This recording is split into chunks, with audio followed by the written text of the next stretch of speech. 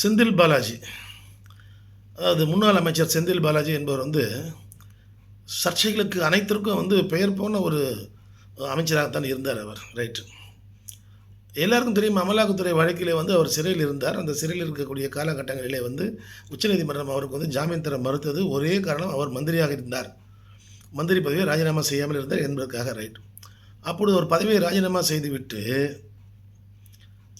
ஜாமீன் வாங்கி வெளியே வந்தவுடன் மீண்டும் மந்திரியானார். ரைட். இப்போ இது ஏன் சார், இதுதான் எல்லாருக்கும் தெரியுமா, இந்த டாபிக் ஏன் பேசுகிறோம் அப்படின்னா, பெர்ஜூரி, பொய் சாட்சி அளித்தல். ரைட். எந்த குற்றத்தின் கீழ் அவர் மீது மீண்டும் நடவடிக்கை நீதிமன்றத்திலேயே ஒரு பொய் சாட்சி எல்லாம் நினைக்கலாம் பொதுமக்கள். நீதிமன்றத்தை ஏமாற்றி விட்டு வெளியே மந்திரியாக இருக்கிறார் அவர். அதற்கென்று சட்டப்பிரிவுகள் இல்லையா என்றால் இருக்கிறது.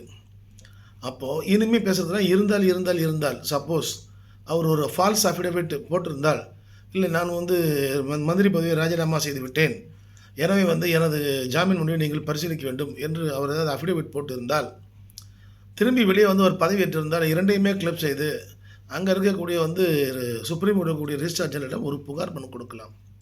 420 மோசடி செய்து விட்டார், நீதிமன்றத்தை ஏமாற்றி விட்டார். இது நிறைய பேருக்கு தெரியாது, அதனால் சொல்கிறேன். ஏமாற்றி விட்டார், அவர் மீது நடவடிக்கை எடுக்கணும், இந்த உச்சநீதிமன்றத்தை ஏமாற்றினார் என்று. ரைட். அப்போ அது குறித்து அந்த ரிஜிஸ்ட்ரார் ஜெனரல் அலுவலகம் விசாரித்து விட்டு, அந்த ஆவணங்களை பார்த்துவிட்டு, இதில் உள்நோக்கம் இருக்கிறதா என்பதை பார்த்துவிட்டு, அந்த கம்ப்ளைண்ட்டை அவங்க லோக்கலில் இருக்கிற மேஜிஸ்ட்ரேட் கோர்ட்டுக்கு ஃபார்வர்ட் பண்ணுவாங்க. அந்த மேஜிஸ்ட்ரேட்டை அந்த 420 பெர்ஜுரி வழக்காக என்ன பண்ணுவாங்க, காக்னிசன்ஸ் எடுத்து செந்தில் பாலாஜிக்கு நோட்டீஸ் அனுப்புவாங்க.